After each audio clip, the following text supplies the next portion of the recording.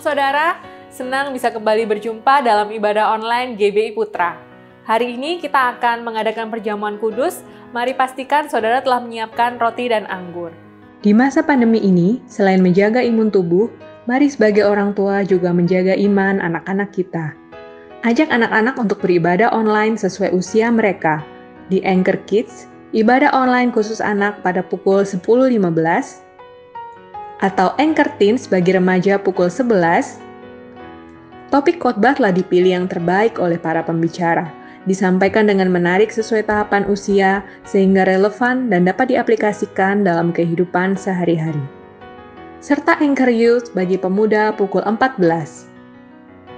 Seluruh rangkaian ibadah ini diadakan melalui Zoom secara online dan live streaming dari gedung Green Lake Community Church. Kami tunggu kehadirannya ya. Rekaman ibadah online ini juga dapat saudara saksikan setiap saat di YouTube channel GBI Putra Official.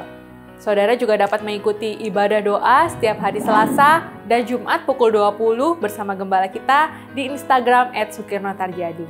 Mari kita siapkan hati kita berdoa. Tuhan, terima kasih atas kesetiaan-Mu dalam hidup kami, penyertaan Tuhan yang tidak henti mengalir dalam hidup kami Tuhan. Bapa, pagi ini kami semua berkumpul di tempat kami masing-masing Tuhan. Kami percaya kasih-Mu mempersatukan kami dalam ibadah ini Tuhan. Kami mau mencari wajah-Mu Bapa, memuji, menyembah Engkau, meninggikan nama-Mu dan belajar firman-Mu.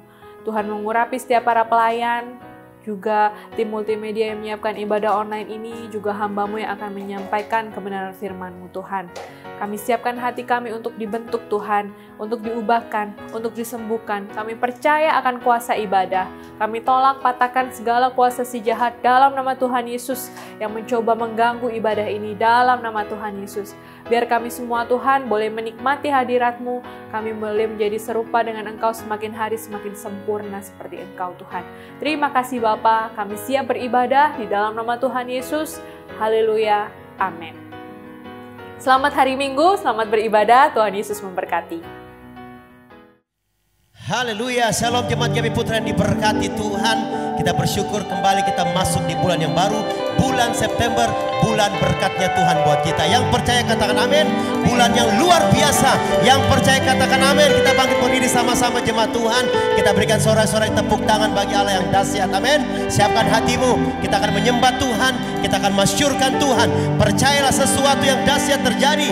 Pemulihan, mujizat, kuasanya Tuhan, lawatan yang dahsyat terjadi atas engkau saudara. Yang percaya katakan amin dan berikan sorak-sorai yang paling dahsyat buat Tuhan Yesus. Sorakan haleluya.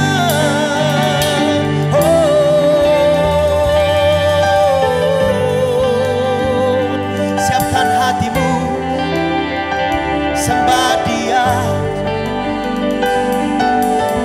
Engkau sungguh baik, Engkau sungguh baik. Haleluya, haleluya. Yes Lord.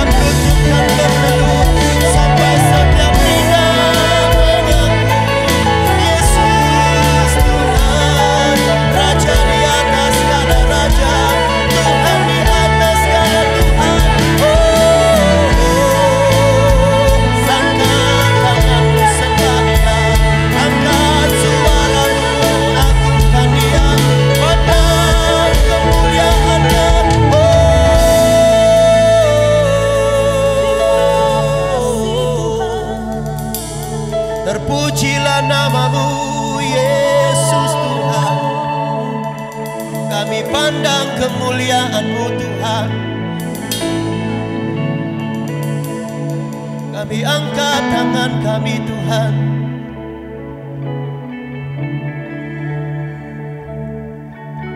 Ku pandang kemuliaan-Mu, Imam besar maha agung. Kaulah pemilik hidupku, Yesus Kristus Tuhan. Kami sujud di depan tahta-Mu, sujud di depan tahta-Mu, taklukkan seluruh hidupku dalam tangan-Mu penebus, Yesus Kristus Tuhan. Tiada satu pun yang luput Bapa, tiada satu pun yang luput dari karya kasih-Mu yang mulia. Bagi-Mu segala pujian, hormat, kemuliaan.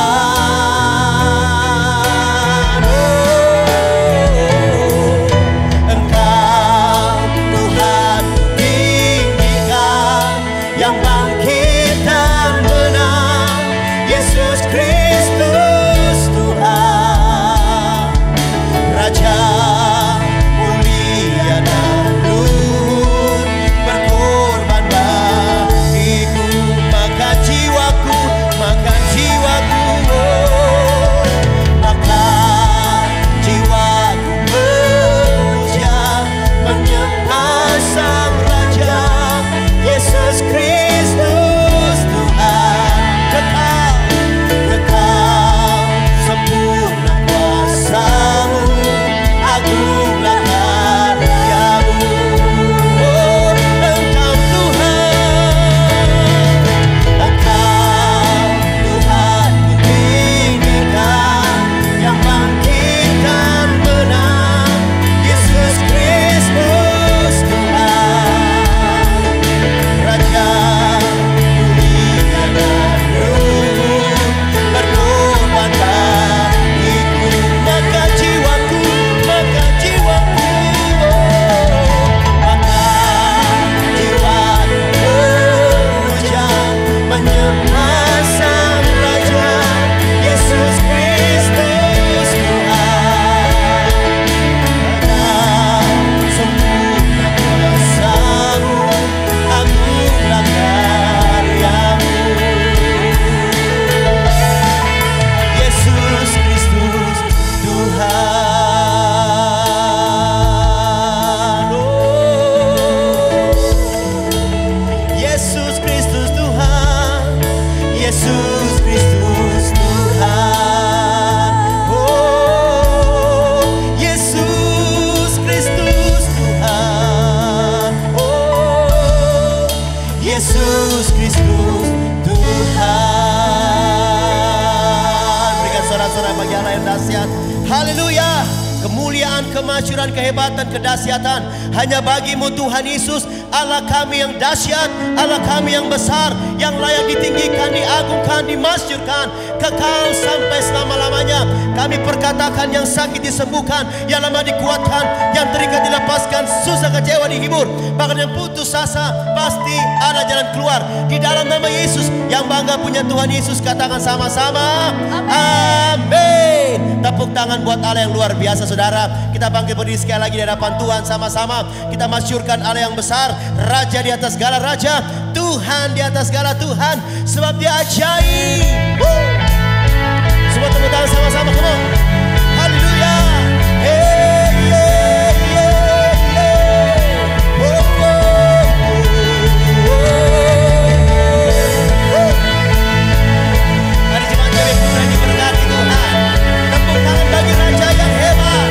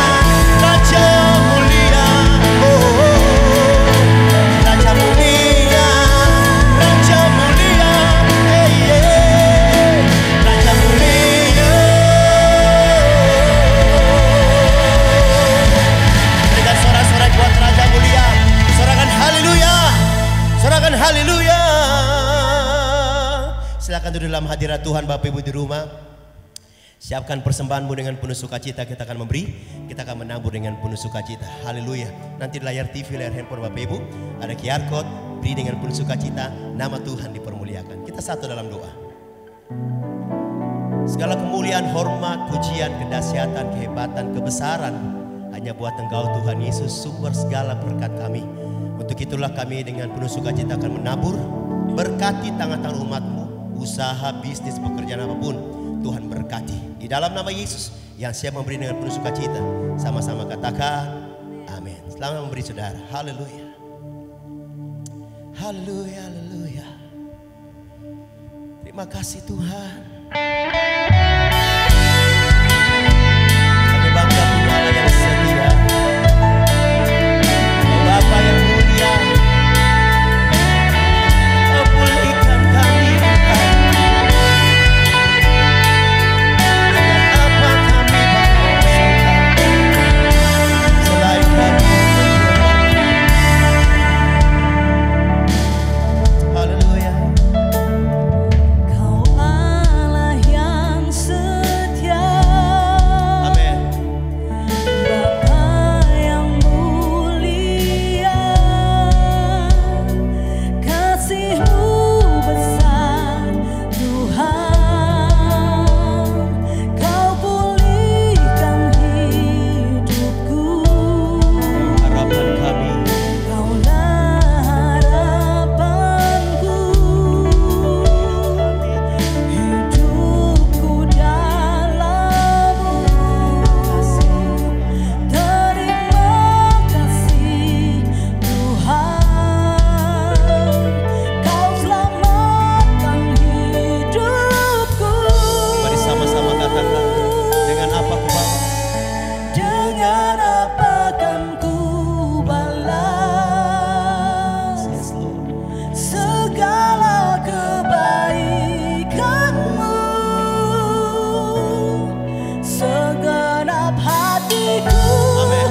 menyembah-Mu Yesus, ku bersyukur padamu. Selama-lamanya Tuhan. Haleluya. Allah yang setia, Kau Bapa yang mulia. Mari jemaat GBI Putra, katakan sama-sama lewat pujian ini. Kau Allah yang setia, Kau Allah yang setia, Bapa yang mulia, kasih-Mu besar Tuhan, Kau pulihkan hidupku. Kaulah harapan, Kaulah harapanku, hidupku Tuhan. Dalam-Mu. Kami angkat tangan kami, terima kasih Tuhan. Terima kasih Tuhan, Kau selamatkan, Kau selamatkan hidupku.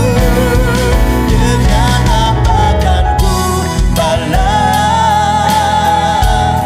segala kebaikan-Mu? Segenap hatiku menyembah-Mu Yesus, ku bersyukur pada. Dengan apa ku balas? Haleluya.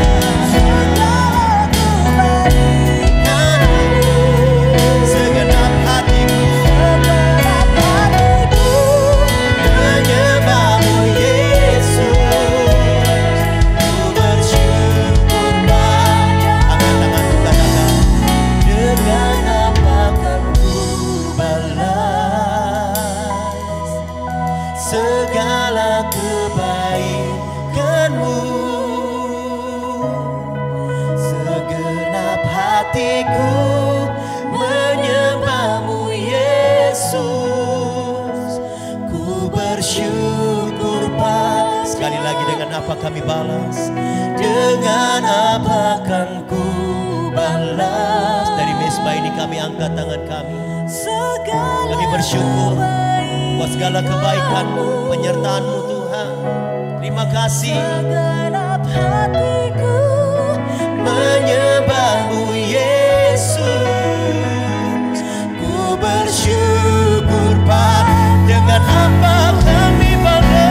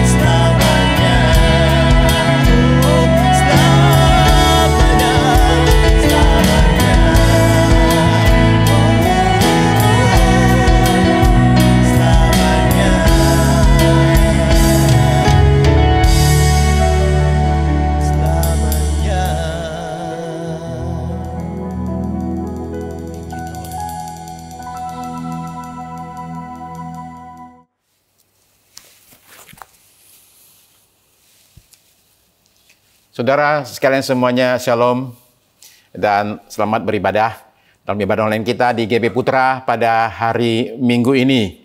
Saudara-saudara terkasih, kita berterima kasih kepada Tuhan, kita masih bisa tetap beribadah di tengah-tengah situasi yang demikian menekan selama 1,5 tahun terakhir ini, semua karena anugerah Tuhan saja.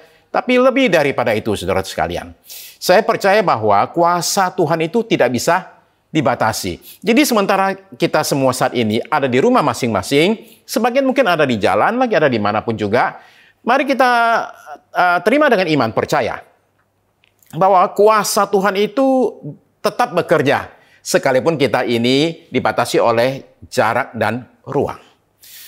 Kita sama-sama naikkan doa di hadapan Tuhan, supaya pada hari ini kita sungguh-sungguh terima berkat besar melalui khotbah pada hari ini. Mari kita sama-sama datang ke hadapan Tuhan. Kami berterima kasih dan bersyukur, Bapa Sorgawi, buat firman-Mu. Karena firman-Mu itu pelita bagi kaki kami dan terang bagi jalan kami, dan semakin hari kami melihat dunia ini semakin hari semakin bertambah gelap. Maka kami memohonkan terang firman itu dinyatakan dalam hidup kami, sehingga jalan hidup kami ini menjadi jalan hidup yang dituntun diterangi oleh firman-Mu ya Tuhan. Terima kasih. Pada hari ini kami meluaskan Roh Kudus boleh bekerja dengan amat leluasa di tengah-tengah kami, di dalam diri kami, sehingga pada hari ini kuasa itu bekerja dan kami diberkati. Pakailah hamba-Mu pada hari ini Tuhan, dengan mengingat betapa lemahnya hamba-Mu tanpa Engkau. Kiranya pertolongan Tuhan, kuasa pengurapan bekerja, hamba-Mu dimampukan untuk menyampaikan isi hati Tuhan kepada umat-Mu, dan setiap kami sambut firman Tuhan dengan penuh sukacita, dengan tanah hati yang subur. Firman-Mu ya Tuhan ketika ditaburkan tidak kembali sia-sia, melainkan dia bertumbuh, dia berbuah dalam hidup kami, dan kami siap diberkati. Kami siap untuk tidak hanya mendengar, tapi mendengar dan melakukan apa yang kami dengar. Dalam nama di atas segala nama, dalam nama Tuhan Yesus Kristus, Juru Selamat yang hidup, Raja yang kekal, kami sudah berdoa, bahkan sudah menerima semua jawaban doa kami ini. Amin, amin, haleluya. Kira-kira 20 tahun yang lalu, ya kira-kira 20 tahun lalu atau mungkin 19 tahun yang lalu, saya diundang oleh satu gereja untuk pelayanan di Melbourne. Ya. Dan kemudian saya pada bulan Juli itu lagi dingin-dingin sekali, suhu kira-kira 8-10 derajat. Saya itu nunggu jemputan, jam 10 dijemput katanya. Nah, saya tunggu di lobi sebelum jam 10. Ya, sudah tunggu, ya biasalah ya, jam 10 saya tunggu, jam 10 nggak ada yang jemput. Ya nggak apa-apa, barangkali ada telat sedikit, no problem. Lalu saya tunggu-tunggu lagi, jam 10 lewat 15, 10 lewat 20, belum muncul juga jemputannya. Nah, saya mulai bertanya-tanya nih, wah ada apa nih? Ya, biasanya nggak telat demikian. 10.30 belum juga nongol, saya mulai was-was. Akhirnya 10.45 SMS masuk. Dan saya dikasih tahu, Pak, yang jemput itu sudah nungguin Bapak dari sebelum jam 10 di depan hotel. Nah, saya sekarang kaget. Jadi saya akhirnya keluar dari pintu hotel dan lihat ke jalan di depan. Tidak ada sama sekali kendaraan. Jadi akhirnya saya putuskan buat nelpon. Saya nelpon dan tanya, mana orangnya? Loh Pak, dia sudah nunggu dari jam 10, udah hampir sejam nunggu Bapak. Saya bilang, saya juga udah sejam nunggu dia. Nah, akhirnya dikasih nomornya yang jemput itu. Saya telepon dia. Saya tanya, Anda di mana? Pak, saya depan hotel, Pak. Depan hotel, saya bilang, saya juga depan hotel, kok tidak ada? Saya bilang, Anda di nomor berapa? Akhirnya disebut, dia di Jalan Spencer nomor 30. Saya bilang, oh, saya di nomor 300. Jadi selama sejam, dia nunggu di nomor 30, harusnya nomor 300. 0 itu angka yang remeh. Ya. Beberapa orang malah tidak menganggap 0 sebagai angka. Angka itu 1 sampai 9. 0 itu bukan angka. Lah kalau bukan angka itu apa? Ya. Nah, 0 itu kosong. 0 itu tidak ada isi. Orang tanya, hasil kerjamu gimana? 0 besar, tahu nggak? Kira-kira gitulah, maksudnya nggak ada.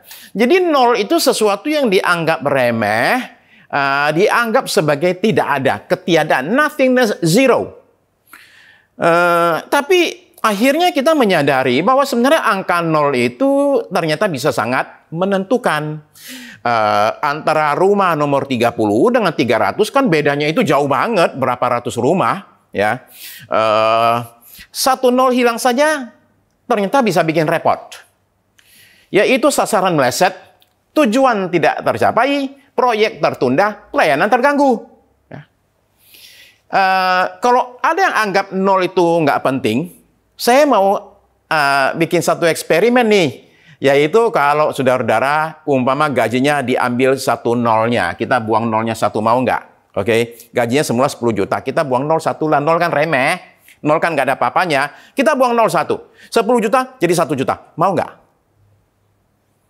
Nah, dalam hidup ini, ada banyak hal-hal tertentu yang kita itu anggap sebagai 0, tapi ternyata perannya itu besar sekali. Ya.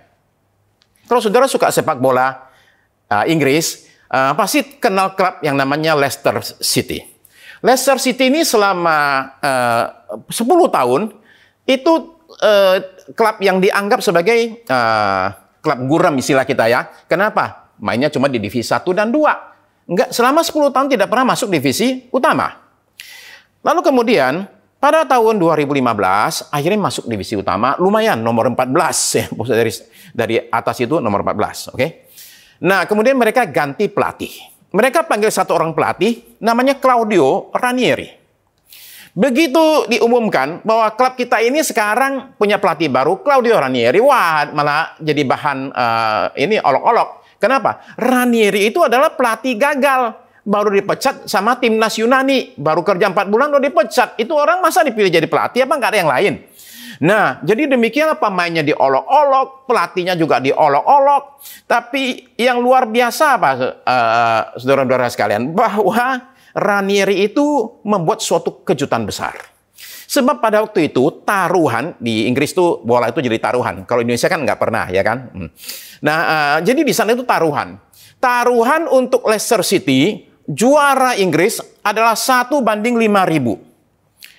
Artinya kalau umpama ya, kita ikut taruhan, jangan kita deh, oke, ada orang ikut taruhan $1.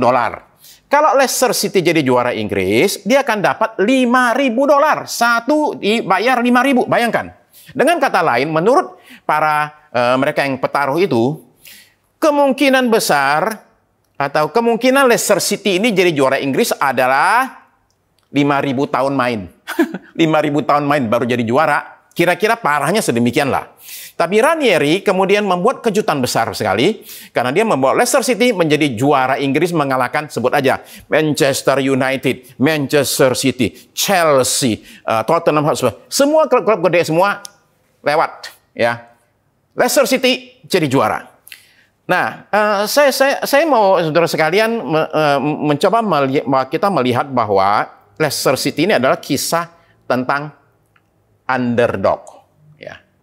Underdog ini bisa diartikan sebagai kalau kita baca artinya adalah pihak yang tidak dianggap atau tidak diperhitungkan. Dalam pertandingan berarti pihak yang dianggap pasti akan kalah, ya. Lu pasti kalah, itu aja, ya. Nah, jadi kisahnya Leicester City ini adalah kisah tentang nol tadi itu loh, yang dianggap nol.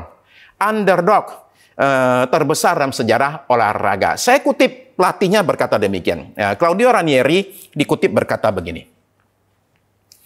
Kemenangan Leicester City memberikan pengharapan atau istilah saya inspirasi kepada semua pemain muda di luar sana yang diberitahu bahwa mereka tidak cukup bagus. Pengharapan. Nah, itu adalah satu kata yang muncul ketika mendengar cerita ini, ya. Pengharapan bagi mereka yang lemah, bagi mereka yang terpuruk, tidak dianggap, tidak diperhitungkan, mereka yang nggak cukup bagus. Dan di dunia ini ada banyak orang-orang yang dituding demikian atau justru merasa sayalah demikian. Di dalam dunia olahraga, dunia bisnis, dunia politik, kita melihat ada orang-orang yang tidak dianggap. Underdog tadi itu. Yang lakukan hal yang besar yang tidak terpikirkan. Umpama contoh Presiden Indonesia Joko Widodo ketika dari awal itu tidak diperhitungkan. Tidak dianggap akan bisa menduduki jabatan tertinggi di negeri ini, ya. Tapi di berbagai halaman Alkitab kita juga menemukan catatan orang-orang yang nggak dipandang, nggak dianggap, nol tadi dulu, underdog, yang ternyata Tuhan pakai lakukan perkara-perkara yang besar. Coba kita baca ya, 1 Korintus pasal yang pertama ayat yang ke-27. 1 Korintus pasal yang pertama ayat 27 sampai 29.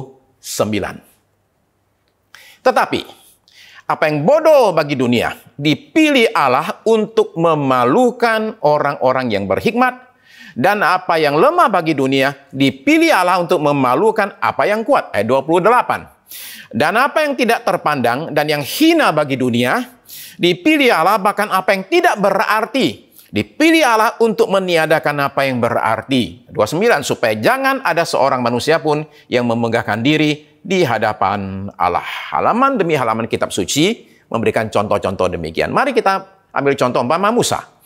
Musa ini kan seorang pelari yang sebenarnya, orang yang kabur dari kejaran polisi, kejaran Firaun. Dia kemudian menghilang 40 tahun dari seseorang yang semula somebody, kata orang, menjadi nobody, ya. Jadi seseorang yang underdog, zero. Tapi kemudian dia kembali dan mengalahkan Firaun dan menjadi pembebas bangsanya. Itu cerita tentang underdog.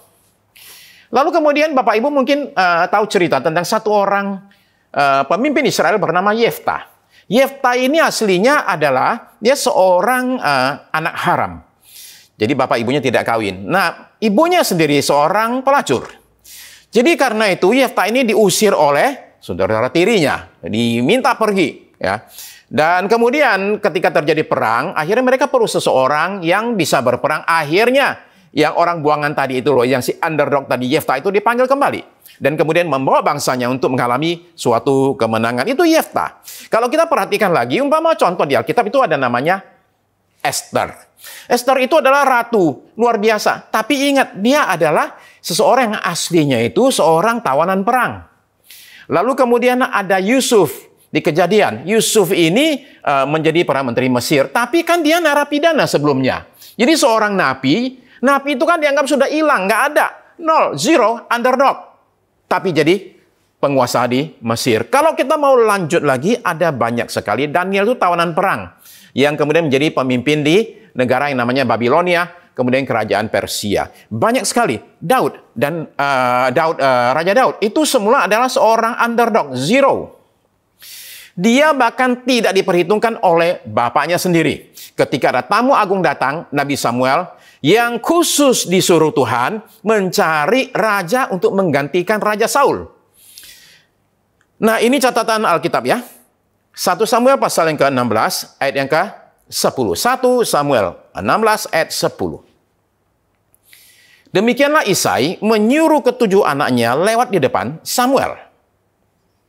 Jadi 7 anak lewatin semua untuk dia lihat mana yang Tuhan pakai untuk menjadi raja berikut. Tetapi katanya Samuel berkata kepada Isai, semuanya ini tidak dipilih Tuhan. Nah, sekarang kita melihat Samuel sekarang ini ada dalam kesulitan.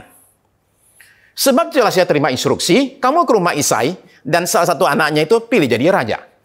Nah, sekarang 7 lewat nih. Dan nggak ada satupun. Jadi hanya ada 2 kemungkinan. Nomor 1, aku salah dengar. Ya. Nomor 2, anaknya masih ada yang lain. Maka sekarang kita lihat ayat 11. Lalu Samuel berkata kepada Isai, inikah anakmu semuanya? Emang nggak ada yang lain lagi anakmu? Oke. Nah, jawabnya Isai begini. Masih tinggal yang bungsu, ya. Tetapi sedang menggembalakan kambing domba. Kata Samuel kepada Isai, suruhlah memanggil dia, sebab kita tidak akan duduk makan sebelum ia datang kemari. Nah, jadi jelas sekali Daud ini dianggap nggak bakal dipilih, jadi nggak usah disuruh datang. Tapi justru yang oleh manusia nggak dianggap itu, justru malah jadi. Ya. Nah, setelah Daud ini diurapi oleh Samuel, yaitu dituangin minyak ya, sehingga semua orang rumah juga sudah tahu nih, adik kita yang paling bontot ini nih, ini jadi raja nih. Sekalipun sudah demikian, tetap aja nggak dianggap oleh saudaranya. Ketika terjadi perang, maka calon raja ini nih, yang diurapi ini nih, itu dikasih tugas. Tahu nggak tugasnya apa? Ngantarin rantangan. Itu tuh kerjanya tuh, ya. Disuruh nganterin rantangan, ya. Di 1 Samuel 17 ayat yang ke 28, dia tiba di medan perang. Ini yang terjadi ya, pasal 17 dari 1 Samuel ayat 28 di versi BIMK. Bahasa Indonesia masa kini. Eliab, abang Daud yang sulung, mendengar Daud berbicara dengan prajurit-prajurit. Ia menjadi marah kepada Daud dan berkata, "Mengapa kau datang kemari?" Ingat ya, yang diomelin ini yang ngomel sudah tahu nih. Yang saya omelin ini adalah calon raja, adik saya nih. Ya. Siapa telah kau suruh mengurus domba-dombamu yang beberapa ekor di padang gurun itu? Itu domba 2-3 ekor, kau nggak diurus. Ya. Siapa yang suruh ngurus? Aku tahu kau berlagak berani, kau datang kemari hanya untuk melihat pertempuran, bukan? Jadi oleh saudara-saudaranya, Daud ini tidak diperhitungkan. Lalu kemudian dia mau maju berperang. Oleh Raja Saul, itu juga tidak diperhitungkan. Kata raja, kamu nggak usah maju lah, pasti kalah. Kok si rajanya juga nggak kepikiran ya? Ini anak kecil berani banget. Kok bisa ya? Nah, kok dia nggak terinspirasi untuk mengatakan, anak kecil aja berani, masa saya nggak berani? Sebab, mestinya yang maju raja dong. Ya. Nah, oleh raja tidak diperhitungkan.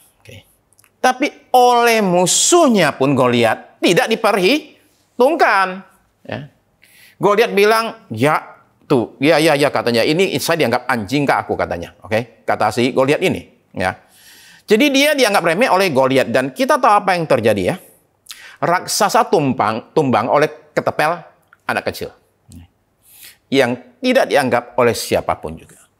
Setelah mengalahkan Goliat, tetap saja tidak diperhitungkan. Dia kabur sampai bertahun-tahun. Jadi ini benar-benar Daud ini cerita seorang underdog nih. Yang sepanjang perjuangannya itu, dari dia masih muda sampai jadi raja itu selalu underdog, nggak dianggap sama sekali. Tapi akhirnya dia berhasil dan menjadi raja paling sukses dalam sejarah Israel. Tahukah saudara bahwa Tuhan Yesus itu juga underdog? Zero. Mari kita baca. Yesaya 53 ayat yang ke-3. Yesaya 53 ayat yang ke-3. Saya baca bagian belakangnya ya. Ia sangat dihina sehingga orang menutup mukanya terhadap dia, dan bagi kita pun dia tidak masuk hitungan. Yesaya itu memandang ke depan dan diberikan penglihatan oleh Tuhan jauh sampai 700 tahun ke depan, dan melihat munculnya satu sosok yang disebut dengan nama Sang Hamba. Sang Hamba ini kemudian menebus dosa umat manusia. Jelas sekali bicara Mesias Tuhan Yesus. Nah, tapi kata Yesaya, dia itu tidak masuk hitungan. Dia nggak masuk perhitungan. Nggak masuk hitungan artinya begini, saudara-saudara sekalian. Kalau saudara-saudara jadi pelatih dan perlu pemain, saudara nggak akan pilih Yesus. Kenapa? Tidak diperhitungkan. Kalau saudara ikut pilkada, pilih pejabat, nggak akan pilih Yesus. Kenapa? Tidak diperhitungkan. Kalau saudara-saudara pilih teman kerja, nggak akan pilih Yesus, tidak diperhitungkan. Kalau saudara boleh pilih tetangga nih, nggak akan pilih Yesus. Kenapa? Tidak diperhitungkan. Kalau saudara punya anak dan kemudian cari mantu, nggak akan pilih Yesus, tidak diperhitungkan. Bagi kita, dia tidak masuk hitungan. Satu orang anak muda bernama Nathanael, diajak teman-temannya nih, Nathanael, yuk kita ketemu tuh. Kayaknya kami berjumpa dengan Mesias nih. Ya. Jawabannya Nathanael tuh rada sengak. Dia nanya begini, Yohanes 1 ayat 46. Yohanes 1 ayat 46. Kata Nathanael kepadanya, mungkinkah sesuatu yang baik datang dari Nazaret? Nah, ini namanya pertanyaan retorik. Udah tahu jawabannya, masih nanya juga. Ya. Tapi kira-kira jawabannya adalah, nggak usah disebut lah. Apa itu? Nggak ada. Tidak ada sesuatu yang baik datang dari Nazaret, termasuk Yesus. Dari Nazaret pun enggak. Jadi tidak diperhitungkan. Saudara-saudara sekalian, memang Yesus itu dianggap sebagai zero, nol, underdog. Ketika dia mati di kayu salib, udah komplitlah sudah statusnya sebagai seorang underdog. Mengakhiri hidupnya melalui hukuman mati, mati sebagai seorang yang dalam catatan hukumnya Romawi adalah seorang penjahat. Tercatat di situ. Mati, dihukum mati oleh gubernur Pontius Pilatus. Coba perhatikan lagi Yesaya 53 ayat yang ke-9. Yesaya 53:9. Orang menempatkan kuburnya di antara orang fasik, dan perhatikan. Dan dalam matinya ia ada di antara penjahat-penjahat, sekalipun ia tidak berbuat kekerasan dan tipu tidak ada dalam mulutnya. Jadi sampai mati pun di antara penjahat-penjahat. Betul-betul underdog. Tetapi kubur kosong itu menjungkir balikan pandangan ini. Bahwa sekalipun seumur hidup Tuhan kita itu dianggap sebagai underdog, nggak diperhitungkan sama sekali, tapi ternyata semua itu adalah salah. Saudara-saudara sekalian, tahukah saudara bahwa saudara dan saya sebagai pengikut Yesus itu juga underdog? Ya. Coba sekarang saudara coba pikir ya, rasul-rasul kita, oke? Rasul-rasul kita itu dari 12 rasul itu 11 diantaranya itu orang utara, orang Galilea. Hanya satu saja yang adalah orang selatan, namanya Yudas Iskariot. Yang lain orang utara. Nah, orang utara itu masalahnya apa? Orang utara masalahnya begini. Orang utara adalah orang-orang yang dianggap udik, kampungan, bukan ibu kota. Orang dari utara sana, pinggir-pinggir, pojok di sana, ya. Nah, jadi tidak dianggap nih para rasul kita. Kemudian ketika gereja baru berdiri dan kemudian berkembang, itu yang jemaat mula-mula itu orang seperti apa? Mayoritas jemaat mula-mula yang non-Yahudi adalah budak. Orang-orang dianggap zero, underdog. Maka begini kata Paulus kepada jemaat di Korintus. 1 Korintus pasal 1 ayat yang ke-26. 1 Korintus pasal 1 ayat 26. Ingat saja, saudara-saudara, bagaimana keadaan kamu ketika kamu dipanggil. Oke? Nah, dia bicara tentang situasinya nih, kondisinya. Menurut ukuran manusia, tidak banyak orang yang bijak. Ya. Tidak banyak orang yang berpengaruh, tidak banyak orang yang terpandang. Perhatikan ya. Paulus bilang tidak banyak, bukan tidak ada ya, bukan tidak ada. Tidak banyak orang yang bijak, tidak banyak orang yang berpengaruh, tidak banyak orang yang terpandang, tidak ada konglomerat, tidak ada pejabat tinggi yang ada di situ.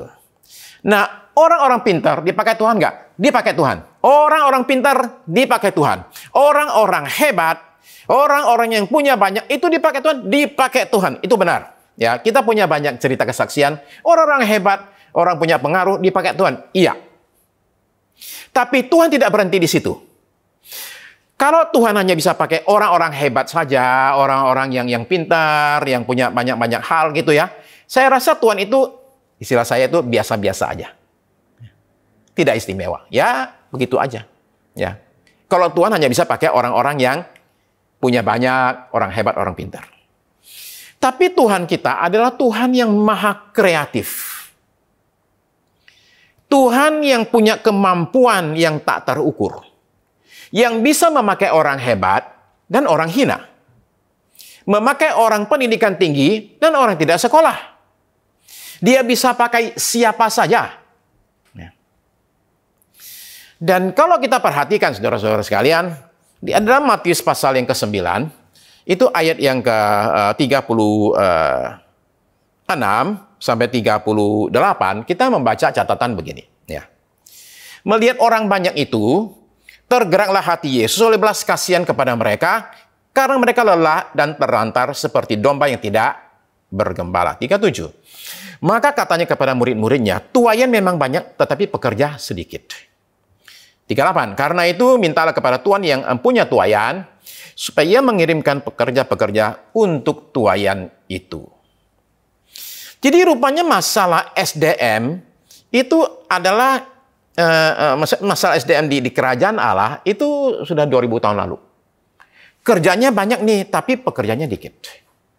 Jadi Tuhan itu menganjurkan, katanya begini, supaya doa, minta supaya dikirimkan tuaian. Tapi perhatikan, itu Matius 9 berakhir di situ. Lalu kemudian kalimat berikutnya itu Matius 10, di situ apa yang terjadi? Tuhan Yesus memanggil 12 muridnya. Nah, jadi Tuhan itu mencari pekerja-pekerja. Nah, sekarang pertanyaannya adalah begini, bagaimana saudara dan saya? Sebagai orang-orang yang barangkali oleh dunia dianggap nol. Oleh orang-orang yang barangkali kita ini secara perhitungan manusiawi adalah orang-orang yang tidak dianggap, nggak diperhitungkan, orang-orang yang nggak bisa apa-apa, nggak punya apa-apa, saudara sekalian. Sebab yang namanya underdog, itu selalu hitungannya itu selalu umur. Umur udah tua kali, barangkali. Atau terlalu muda, nggak dianggap. Atau barangkali karena faktor pendidikan, sekolahnya kurang. Atau cukup tapi salah, oke ya. Lalu kemudian barangkali hitung-hitungannya lagi adalah masalah soal asalmu. Asal dari mana nih? Oh, dari kampung sana. Aduh, nggak bisa. Atau barangkali masalahnya adalah duitnya. Kamu kurang kaya. Atau barangkali juga sukunya nih, rasnya nih. Oh, yang ini nggak bisa. Nah, itu underdog, saudara sekalian. Tuhan itu mencari underdog. Dia mencari orang-orang yang bersedia dia pakai untuk jadi berkat. Bagaimana caranya? Underdog bisa dipakai Tuhan. Mari kita lihat. Mari kita lihat adalah yang pertama, saudara sekalian, adalah begini. Yang pertama, nomor satu adalah serahkan hidupmu kepada Tuhan Yesus. Serahkan hidupmu kepada Tuhan Yesus. Ada satu kejadian dicatat di Alkitab. Ribuan orang ikut Yesus, ikut terus, kemudian tiba di satu tempat, lokasi yang jauh dari kampung. Dan waktu itu sudah jam makan nih. Jadi orang-orang kelaparan dan mesti makan. Udah lemes semua tuh. Ya. Nah, dalam keadaan demikian nggak ada warung, tidak ada yang namanya restoran. Jadi mesti bagaimana? Lalu Yesus berkata demikian kepada murid-muridnya. Dia bilang begini, tanggung jawab kalian. Kasih mereka makan. Waduh, repot nih. Muridnya ada yang berkata demikian. Aduh, satu orang begitu banyak nih. Yang kedua, kita nggak bisa apa-apa. Kalaupun ada duit, nggak ada makanannya. Lalu tanya Tuhan Yesus, oke, apa yang ada? Akhirnya ketemu satu anak kecil. Kasihan tuh anak kecil tuh, dimintain makanannya. Oke, ini ada 5 roti 2 ikan. Tuh punya sekecil itu tuh. Ya, barangkali lagi nangis tuh. Ya, nah, lalu kemudian Tuhan itu mengambil 5 roti 2 ikan. Dia memberkati roti dan ikan itu, mengucap syukur atasnya. Kemudian dia berkata, bagi. Dan itu 5 roti 2 ikan dibagi dan bisa kasih makan 5.000 orang laki-laki. Artinya ada anak kecil, jelas ada anak kecil ya yang punya makanan tadi itu. Jelas juga ada wanita yang tidak dihitung. Jadi sebenarnya ini lebih dari 5.000 orang nih. Nah, 5 roti 2 ikan kasih makan 5.000 orang lebih dan ada sisa banyak. Sebenarnya kalau kita berpikir nih, ini 5 roti 2 ikan ini sebenarnya cukup buat berapa orang? Ya. Kalau kita mau ngitung nih, ini paling banyak adalah paling 2 orang. Kenapa? Karena ini ikan ini bukan, jangan bayangin itu ikan paus ya, oke ya. Bukan, ini ikan mujair. Mujair saudara sekalian. Ikan itu sampai sekarang kalau saudara ke Israel, pasti dikasih makan itu. Itu ikan mujair, kita dikasih makan ikan mujair. Jadi maksud saya kecil aja gitu, jangan bayangin gede banget gitu, enggak. Oke. Nah, ikan kecil saja bisa kasih makan 5.000 orang. kuncinya itu ada di mana? Simple sekali. Kuncinya adalah karena roti dan ikan itu dikasihkan ke tangan Yesus dulu, baru dari situ terjadilah lipat gandaan itu. Jadi maksud saya, saudara sekalian, kalau saudara pikir-pikir, 5 roti 2 ikan hanya cukup untuk makan 2 orang. Tapi sekarang bisa kasih makan ribuan orang. Kuncinya cuma satu, karena dilewatkan ke tangan Yesus. Hidupmu barangkali, dari hitungan manusia, nggak ada yang bisa dibanggakan. Nggak ada yang bisa diperhitungkan. Tapi kalau hidupmu dilewatkan ke tangan Yesus, jadi beda. Underdog menjadi top dog. Ya. Yang hina bagi dunia, itu dipakai Tuhan untuk mempermalukan mereka yang dianggap orang-orang berhikmat. Itu cara kerja Tuhan. Jadi Tuhan itu bukan mencari yang able, tapi yang available. Dia bukan mencari orang yang mampu, tapi orang yang mau. Kalau soal kemampuan, itu soal kecil buat Tuhan. Dia bisa memampukan orang. Yesaya 6, ayat yang ke-8. Yesaya 6 ayat 8 berkata demikian. Lalu aku mendengar suara Tuhan berkata, siapakah yang akan kuutus, dan siapakah yang mau pergi untuk aku?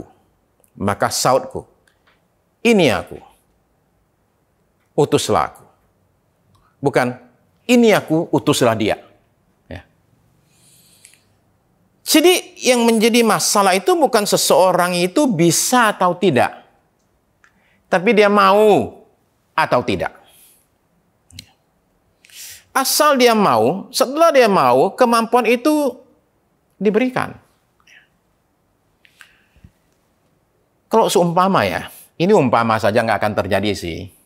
Diadakanlah balap mobil antara juara F1, ya, balap mobil Formula 1, Lewis Hamilton, dengan saya, Sukirno Taryadi.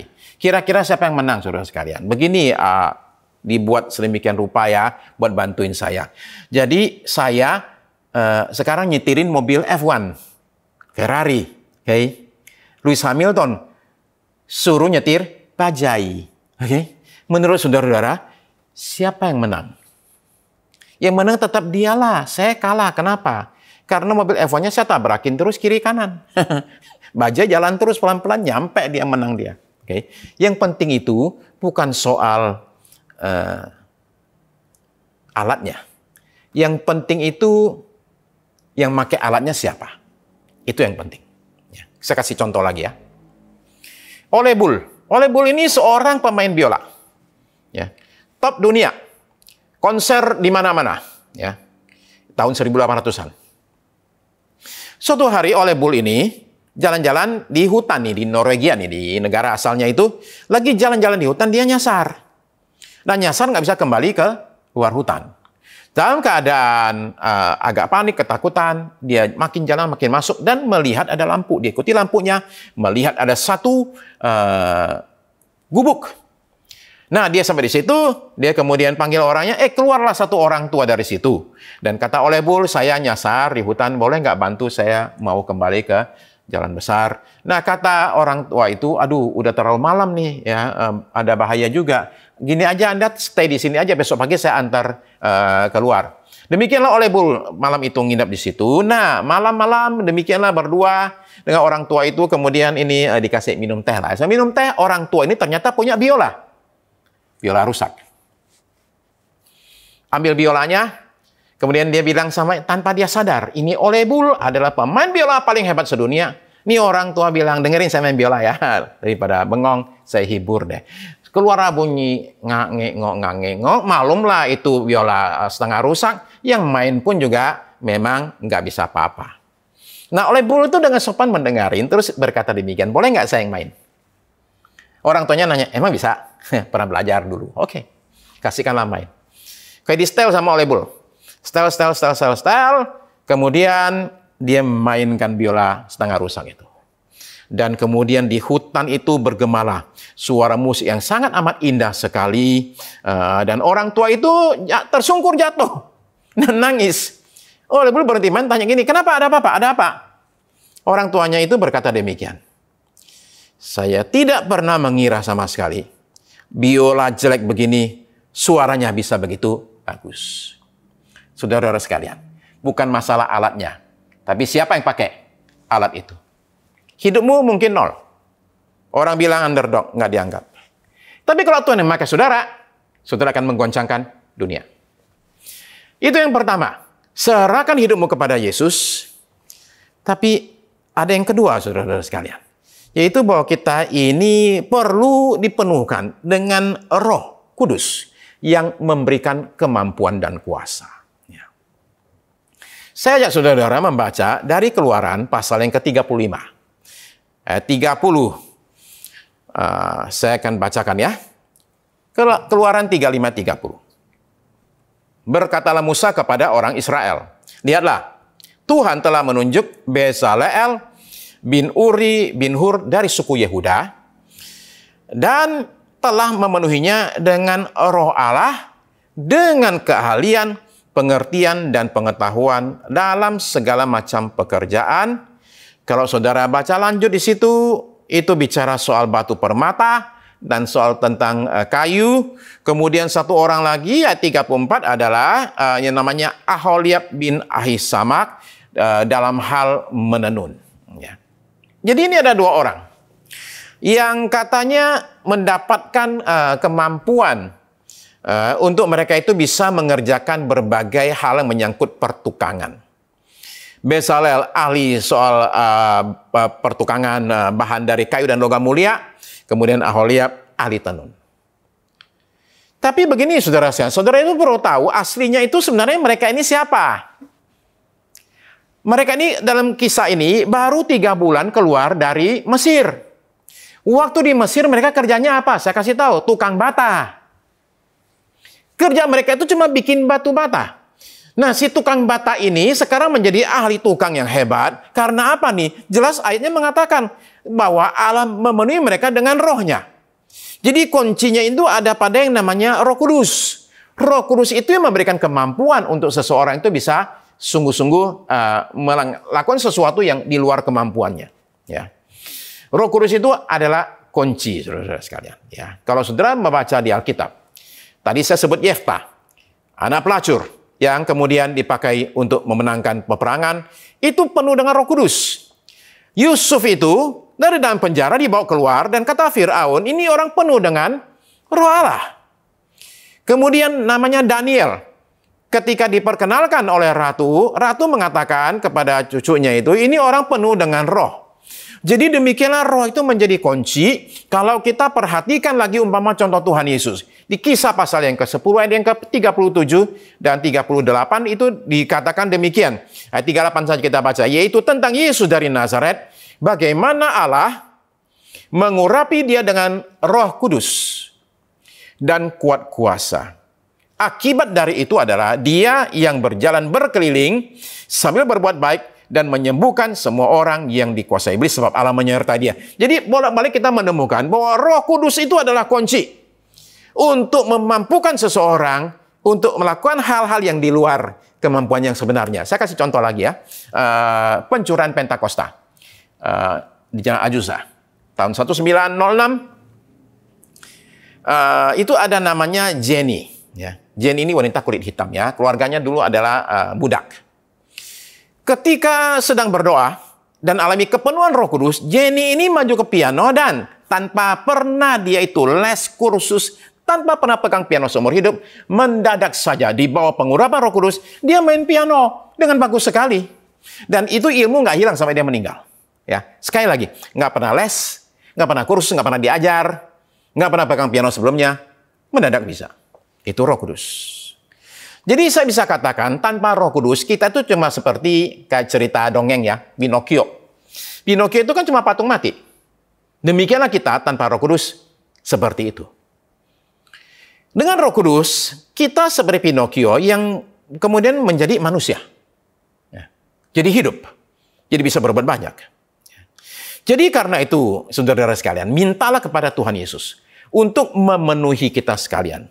Membaptis kita sekalian dengan Roh Kudus. Dia adalah yang membaptis. Dengan Roh Kudus, mintalah kepada dia, dia akan lakukan itu. Sehingga kita diberikan kemampuan. Yang terakhir, saudara-saudara sekalian, adalah begini. Yaitu bahwa semua talenta kita, itu mesti dipakai untuk kepentingan pekerjaan Tuhan. Ya, saya akan bacakan dari Keluaran 36 ayat 1. Keluaran 36 ayat 1. Demikianlah harus bekerja Bezalel dan Aholiab dan setiap orang yang ahli yang telah dikaruniai Tuhan keahlian dan pengertian, sehingga ia tahu melakukan segala macam pekerjaan untuk mendirikan tempat kudus. Jadi saudara-saudara sekalian, penting bahwa semua keahlian talenta yang kita miliki itu dipakai untuk apa? Dalam hal ini, dipakai untuk kepentingan pekerjaan Tuhan, untuk kerajaannya, untuk memuliakan namanya. Saudara tahu satu hal di dunia ini, bahwa dunia tidak kekurangan orang bertalenta. Orang bertalenta itu banyaknya bukan main.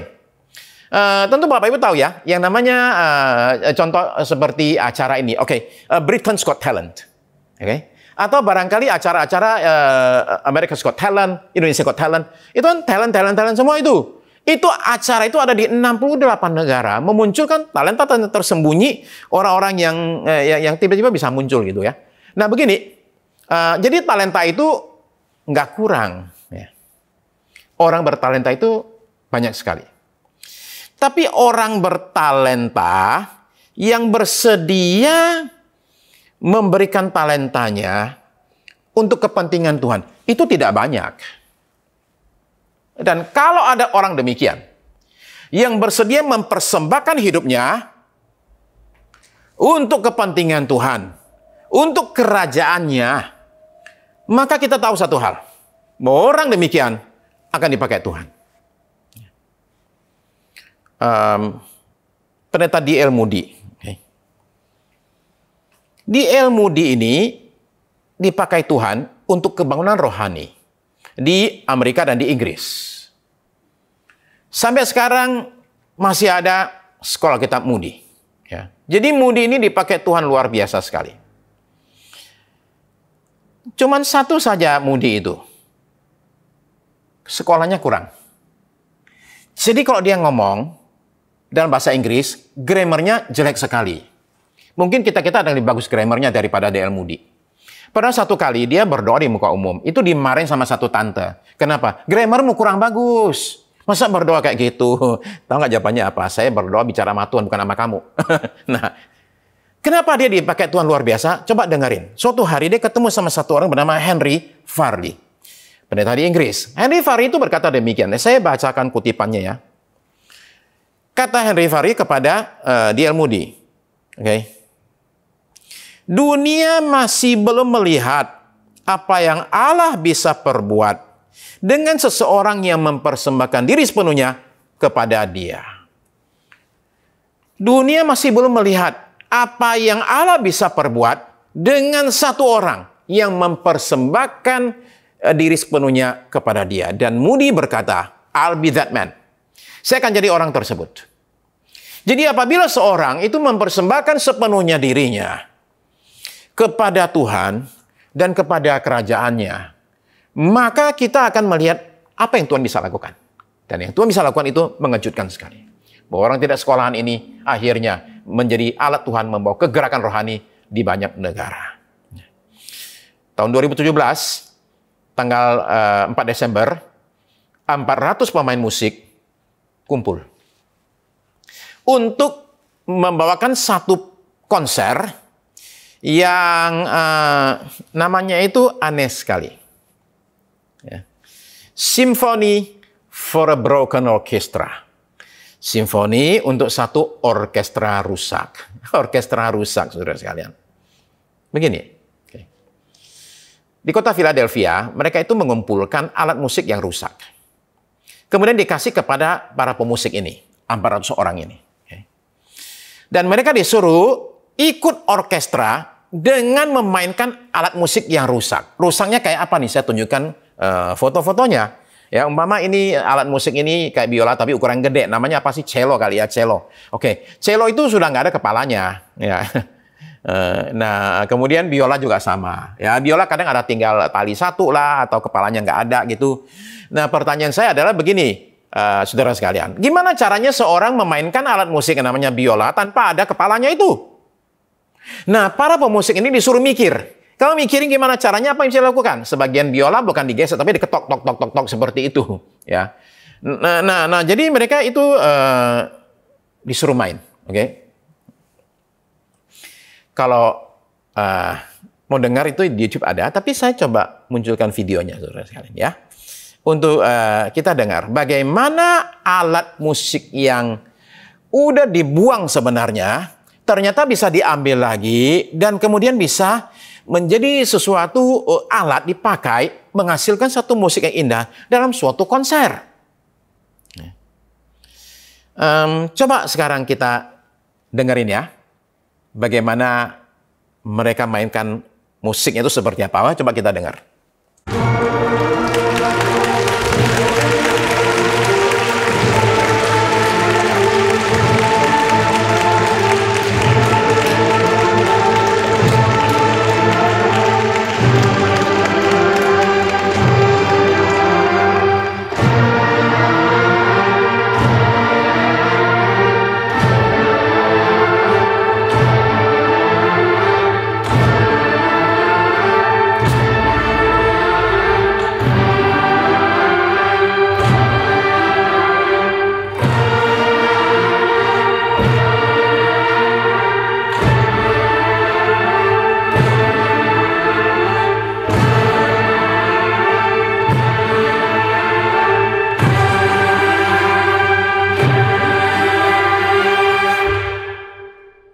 Saudara-saudara sekalian, ketika saya nonton video ini, saya akhirnya sadar bahwa semua kita ini sebenarnya adalah seperti alat rusak. Semua kita ini rusak karena apa? Rusak karena dosa. Barangkali sebagian casing masih bagus nih, ya. Tubuh masih lengkap, semuanya masih oke, casing bagus, ya. Sebagian lagi barangkali casing rusak. Begini loh, casing bagus pun tetap rusak. Dalamnya rusak. Kita dirusak oleh dosa. Banyak dari kita, saudara-saudara yang ikut ibadah ini, yang terluka oleh berbagai hal. Ya. Oleh trauma masa lalu, oleh kejadian masa lalu, barangkali pernah berbuat salah besar atau gagal besar, barangkali ada kejadian yang gak enak terjadi dalam hidupmu, barangkali masa lalu yang kelam. Jadi semua kita ini adalah barang rusak. Rusaknya sedikit ataupun banyak. Ya. Sebagian besar lagi kita orang-orang yang tidak dikenal, tidak dianggap. Saya pengen berkata demikian. Jikalau saudara sungguh-sungguh rindu Tuhan pakai, ya, maka mari kita izinkan Sang Maestro Agung, Tuhan kita Yesus Kristus, untuk memakai alat rusak ini. Seperti saya, alat rusak ini. Untuk Tuhan boleh pakai menjadi berkat. Untuk Tuhan boleh pakai alat rusak ini untuk kemuliaan namanya. Sekali lagi, kuncinya itu bukan pada mampu atau tidak, tapi mau atau tidak. Kita bisa lihat contohnya. Satu orang perempuan yang kawin cerai 5 kali. Kalau gereja zaman sekarang nih, kayaknya kalau kawin cerai 1 kali aja, sudah susah dia untuk dipakai. Tapi Tuhan Yesus memakai wanita yang sudah kawin cerai 5 kali untuk menangkan satu kota. Misionaris pertama yang Tuhan Yesus utus, seorang perempuan yang hidupnya itu berantakan, yang ke sumur saja menghindari orang, nggak mau dilihat orang. Seorang yang dianggap zero, nol, underdog. Dan itu adalah alat Tuhan. Saudara-saudara terkasih, bagi kita yang selama ini dianggap lemah, bawa sial, kita dianggap bodoh, nggak ada gunanya lagi. Saya berkata begini, Yesus sanggup memakai dirimu. Yesus sanggup memakai keadaanmu untuk menjadi berkat bagi banyak orang. Asal kunci cuma satu, M-A-U, mau. Dan jika saudara mau, pada hari ini, saya mau berdoa buat saudara. Kalau saudara mau Tuhan pakai jadi berkat. Dari semula seorang underdog nggak dianggap, zero, nol. Untuk Tuhan boleh pakai kita, ala-ala rusak ini. Jika saudara sungguh mau, saya ajak saudara-saudara sama-sama kita bangkit berdiri. Mari kita datang kepada Yesus, Maestro Agung kita, yang sanggup untuk menyatakan kuasa yang besar atas saudara dan saya. Kita datang ke hadapan Tuhan, saya ajak kita semua datang, dan kemudian bolehkah saya undang saudara untuk taruh tangan saudara di dada, jikalau saudara sungguh-sungguh mau untuk Tuhan pakai. Tuhan Yesus, Tuhan lihat setiap tangan yang ditaruh di dada pada hari ini. Itulah saudara-saudariku ya Tuhan, yang dengan segala kekurangan yang ada, dengan segala kelemahan yang ada, itu bersedia untuk Tuhan pakai. Tuhan lihat satu persatu ya Tuhan. Setiap tangan yang ditaruh dada, Tuhan lihat, perhatikan. Dan mari Tuhan Yesus, ambil alih hidup mereka Tuhan. Ambil alih hidup mereka Tuhan, dan pakailah hidup mereka yang di mata manusia tidak ada apa-apa. Jadikan itu berkat besar bagi banyak orang ya Tuhan. Terima kasih Tuhan Yesus. Nyatakan berkat dan kuasa-Mu Tuhan atas saudara-saudariku. Terima kasih Tuhan Yesus. Anugerah-Mu sungguh besar atas kami sekalian. Gak bisa pakai kami. Terima kasih Tuhan. Terima kasih. Di dalam nama Yesus. Saudara sekalian, mari sekarang kita masuk dalam perjamuan. Kita terus seperjamuan dengan Tuhan dalam perjamuan kudus ya.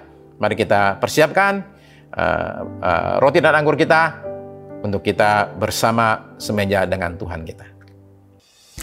Kalau saudara terima roti dan anggur seperti demikian, mari kita sama-sama buka. Kalau tidak saudara punya anggur dan roti sendiri dari rumah, mari sama-sama kita datang ke hadapan Tuhan.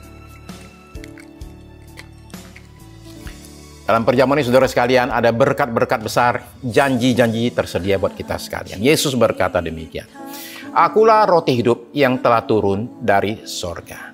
Dia berkata demikian, "Jikalau seorang makan dari roti ini, ia akan hidup selama-lamanya." Ini luar biasa sekali. Janji hidup kekal buat saudara dan saya yang terima perjamuan ini. Terus Yesus berkata demikian, "Barang siapa makan dagingku dan minum darahku, ia mempunyai hidup yang kekal dan aku akan membangkitkan dia pada akhir zaman." Inilah janji kebangkitan akhir zaman. Saudara dan saya terima perjamuan ini. Saudara sekalian, Yesus juga berkata demikian, "Barang siapa makan dagingku dan minum darahku, ia tinggal di dalam aku dan aku di dalam dia." Jadi ini kembali satu janji, suatu persekutuan yang intim sekali antara kita dengan Tuhan. Itu sebabnya pada saat ini saudara-saudara sekalian, angkatlah roti di tanganmu saudara sekalian, dan kita akan masuk dalam perjamuan ini. Dengarkanlah kata-kata ini. "Sebab apa yang telah kuteruskan kepadamu telah kuterima dari Tuhan, yaitu Tuhan Yesus. Pada malam waktu ia diserahkan mengambil roti, ia mengucap syukur atasnya, ia memecah-mecahkannya dan berkata, 'Inilah tubuhku yang diserahkan bagi kamu. Perbuatlah ini menjadi peringatan akan aku.'" Terima kasih Tuhan Yesus untuk tubuhmu yang diserahkan bagi kami, dipecah-pecahkan bagi kami, yang kami makan pada hari ini dengan penuh iman, percaya, dan ucapan syukur. Dalam nama Yesus, mari kita makan bersama.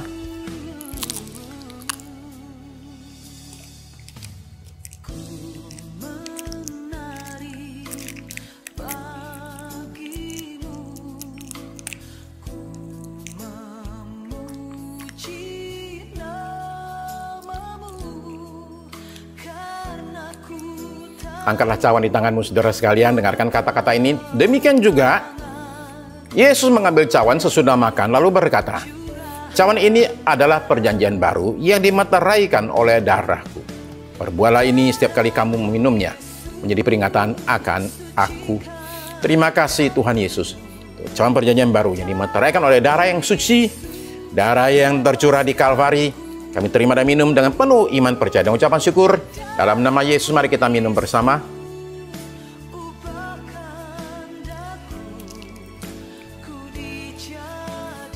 Demikianlah Tuhan Yesus. Setiap janji-janji yang Tuhan sediakan melalui perjamuan kudus, kami terima sepenuhnya buat kami. Kiranya Engkau nyatakan kesembuhan bagi mereka yang sedang sakit saat ini, yang mungkin ada di ICU, di rumah sakit, atau isoman di rumah. Tuhan, kami berdoa pada saat ini, kuasa yang ajaib dinyatakan atas saudara-saudara kami ini yang sedang sakit COVID ini Tuhan. Sehingga Tuhan mereka alami suatu jamahan Tuhan yang menyembuhkan, di dalam nama Yesus. Tuhan, kami doakan yang lagi sakit, bukan COVID, sakit yang lain juga. Kuasa yang ajaib itu juga dinyatakan, kesembuhan menjadi bagian kami seperti kata firman-Mu, oleh bilur-bilur-Mu kami semua telah menjadi sembuh. Terima kasih Tuhan. Hamba berdoa untuk mereka yang sakit, bukan sakit badan, tapi sakit dalam batin, sakit dalam jiwa. Mereka yang alami tekanan berat sekali dalam jiwa mereka, mereka yang sedang stres, yang lagi depresi, mereka yang sedang alami berbagai gangguan ya Tuhan, juga yang sakit rumah tangganya, sakit keluarganya, sakit hubungannya, mereka yang sakit pekerjaannya, sakit bisnisnya, mereka yang sakit masa depannya. Hamba berdoa pada hari ini, Tuhan Kau nyatakan kesembuhan-Mu Tuhan atas bagian-bagian hidup kami yang sakit di dalam nama Yesus.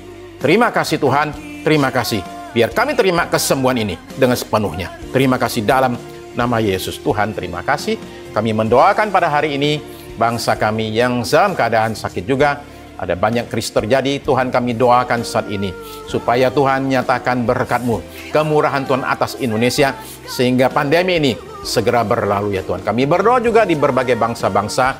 Demikian juga hal yang sama boleh terjadi ya Tuhan. Kesembuhan menjadi bagian dari bumi ini. Tuhan, terima kasih.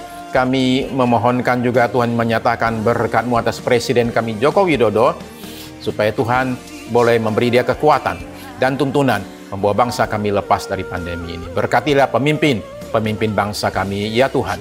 Kami berdoa pemimpin gereja, juga Engkau limpahkan berkat-Mu Tuhan. Pimpinan Gereja Betel Indonesia, Tuhan menyatakan berkat-Mu Tuhan atas hamba-Hamba-Mu, para pemimpin kami. Mereka boleh jadi dipakai Tuhan, jadi berkat ya Tuhan. Terima kasih Tuhan Yesus. Berkatilah tim media, berkatilah tim Praise and Worship Tuhan. Nyatakan kuasa atas mereka, Tuhan pakai mereka jadi berkat. Berkati mereka berulang tahun. Di minggu yang sudah lalu juga anugerah, pertolongan Tuhan, limpahan berkat Tuhan dinyatakan bagi saudara-saudari kami ini. Sekarang ya Tuhan Yesus, kami akan segera berpisah satu dengan yang lain. Turunkan anugerah berkat-Mu Tuhan atas kami sekalian. Terima kasih Tuhan. Saudara-saudari terkasih dalam Tuhan Yesus, ibadah kita pada hari ini sudah selesai. Mari kita berpisah satu dengan yang lain dengan membawa berkat berlimpah dari Allah Bapa kita di sorga. Kasih karunia dari Tuhan kita Yesus Kristus, bimbingan, pertolongan, penyertaan Roh Kudus dari saat ini sampai Maranatha. Tuhan kita kembali kali yang kedua. Amin. Amin.